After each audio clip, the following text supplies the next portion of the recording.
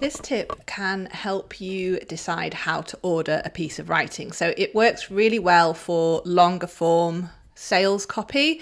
So if you're writing a sales page where you want someone to buy now directly from the page, or if you're writing a long email, which is kind of getting someone to make a conversion at the end. So something that's kind of leading to the sale. I want you to remember that there are two stages to people making a buying decision.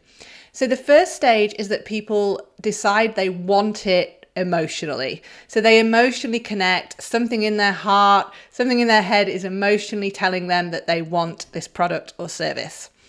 The second part is then that they rationalize it with their head. So they're saying, okay, I know I want it emotionally, but why do I have to have it? What is the rational reason for me to have it? And then your brain will come up with all these reasons, and then you make your buying decision based on that. So this can be applied to something as small as deciding to buy a chocolate bar, or as big as deciding to buy a house. We emotionally invest first and then we rationalize.